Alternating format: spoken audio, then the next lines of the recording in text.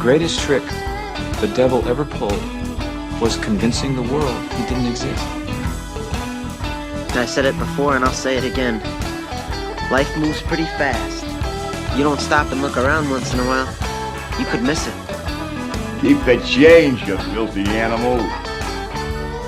Good morning, Vietnam! Al Travis Show, Senator John Hoffman on it. We love having him on. Senator, thanks for being here, my friend. Good hearing your voice, Al. How are you? Always a pleasure on a good Monday. I'm good. It was an interesting weekend. I'll get to that with you in a second. I want to know if we can go back in time a little bit to Thursday, because you are in the meat grinder. Let's be honest, you're in the meat grinder here, right? We've had you on the show. You figure out how to save whatever $750 million in your budget in the Health and Human Services, but all that's kind of up in the air now, right? Everything's up in the air. I mean, you talk about it's the first time in my life. And remember, Al, I spent 3 years in D.C. in the Bush administration on the Federal Energy Coordinating Council, and guys like Tom, good old Congressman Ramstad, Jim Ramstad. I'm sorry, listen to me. I'm focusing on something else. And the Rammer used to say, Health and Human Services is leaving the ego out in the hallway, focused on what's the matter at hand, and they've kept that, in play. And this year, it started in the middle of the year in one committee where this one elected official made human services political, and he started ranting on something else. And I'm like, okay, you can stop. And then it happened just this past couple of days ago where the House decided to, or the other body decided to not bring up the Human Services Policy Bill. Then they sat on it. Then they brought it up just to kill it. And it's their little corner office trying to make a point. I don't know what point they were trying to make other than the fact that I've never seen that ever in my history of public service, Al, and it's not okay. It is not okay. It's not, but let me go back to Thursday, because like you say, you had got your stuff figured out. I was asking you last week, are you talking with the House side, and how's this going to work? Well, we'll talk about that in a second. But on Thursday, the bosses all got together, Walz and the representatives from the House and the Senate get together, and they came out and announced they got it figured out. Right? Thursday, we're going to have this big news thing, and the governor's up there talking, we got it figured out. Everybody had to compromise. Good news, bad news. Senator, as he's talking, you start hearing the banging on the door. You start hearing people screaming out in the hall. You're like, what in the world? And you would think, governor's talking, it would be Republicans out there. It wasn't. It was the left. Oh. It was the left. It was like 30 DFLers from the Senate. They were screaming loud. They do not like this. They say they will not vote for this. Are we back at ground zero? No. Here's a couple of things to think about. A good leader goes back to the people that they're leading and says, "This is what I'm thinking." And are you with me? Are you against me? Tell me your thoughts. Right? I'll never forget. Years ago, Tom Bach. When we were first in the majority. He would go talk to the speaker, Kurt Dow. This is when a Republican and Democrat, right? And and then he'd come back to the caucus and he'd say, "This is what I'm thinking," and he would throw out to the caucus, and then people would get into a big debate, and then you'd go, "All right, well, are you supporting it or not supporting it?" And then he'd go back and do his thing, right? Well, the Quadriga or whatever they're calling themselves now, right? And that's, that's all of them, signed off this little piece of paper. But you know what they forgot to do, Al? They forgot to go to their individual caucuses first and said, "Hey, I got a great idea. What do you think of it?" Nope, they just announced it.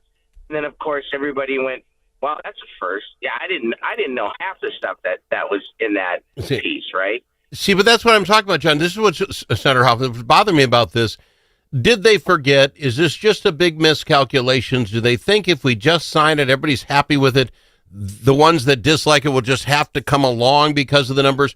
Because Senator Fatah, right? Yeah. He's the guy with the Uber bill a year ago, and he stood fast. He wanted it, and he was going to get it, and he got it. he's one of those. You can't put it past him, and I'm not ripping him. The guy got what he wants, thinks that's what his people want. He votes that way. He's not going to be swayed, in my opinion, if he doesn't get what he wants. No, well, and remember, it's not about him. I'll tell you this. I mean, he's the vice chair of our Human Services Committee, and the guy is the guy is the collective. He absolutely knows what. It's not about him. It's about the people he represents. Well, that's what I'm saying. That is very clear. He never comes out with the I, me, like you hear a lot of politicians do, Al. Right? Yeah. Just go listen to floor speeches or go listen to what comments are, and start counting the I's, the me's, and the ums. All right. So I want a bingo card. I want people to do that. Just when you're bored, just listen and count the I's, the me's, and the ums. That guy very rarely says I. So when he's talking about his constituents, the people he represents. And so, to your point, Al, absolutely, that person is not going to be swayed by somebody in a corner making a decision. He's going to be swayed by the people he represents, period. Well, that's how it is. Senator Murphy must know that, and Senator Johnson, John. The only power that wasn't there was Johnson. He didn't sign it. He didn't go to the announcement. But Senator Murphy did, she's... Go ahead. Oh, sorry, Al. He was there. He just didn't sign he just didn't sign it. I mean, he said, nope, I'm not signing this. And so I didn't mean to cut you off, dude. I just wanted to make sure you knew that. No, thank you very much. So he doesn't sign this thing, but those that did, and that would be Speaker Hoffman, Speaker Namath, it would be Murphy. When they sign that, they're basically saying, I can bring my caucus to this point. Can they? Well, that's that. Let's go back to my first statement. A good leader goes back to the people that they serve with, and they say, I got an idea.